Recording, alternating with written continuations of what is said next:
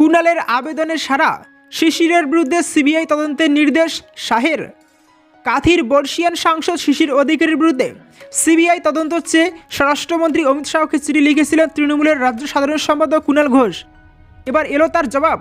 অমিত শাহ কুণাল ঘোষকে একটি চিঠিতে জানালেন তিনি তৃণমূল মুখপাত্রের অভিযোগটি পেয়েছেন।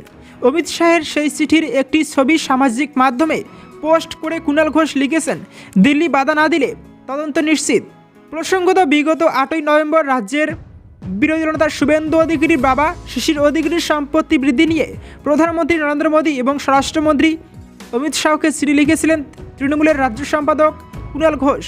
একই সঙ্গে কেন্দ্রীয় গোয়েন্দা এজেন্সি ইডি ও সিবিআইকে চিঠি দিয়েও সারদা কাণ্ডে তদন্তের আর্জি জানিয়েছিলেন।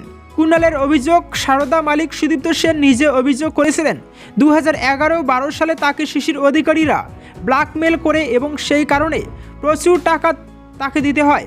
সেই সময় শিশির অধিকারীর সম্পত্তির পরিমাণ ছিল 10 কোটি টাকা।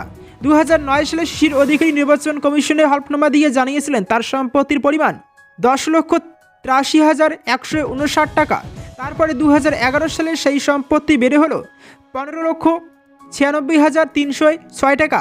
আর 2012 সালে শিশিরবাবুর সম্পত্তির পরিমাণ 10,34,49,500 টাকা। অর্থাৎ 1 বছরের 10 কোটি টাকার সম্পত্তি বেড়েছে। এটা কোন ম্যাজিকে হয়? এই টাকা কোথা থেকে এলো?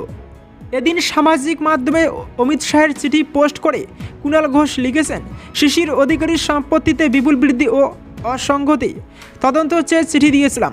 অমিত শাহের তরফ থেকে উত্তরে জানলাম চিঠি পেয়েছেন। সিবিআই সূত্র থেকে জানলাম চিঠি পৌঁছেছে। দিল্লি বাধা না দিলে তদন্ত নিশ্চিত। সারদা মামলায় অন্তর্ভুক্ত করে এর তদন্ত দরকার। অবিলম্বে শিশিরবাবুকে হেফাজতে নিয়ে তদন্ত করতে হবে।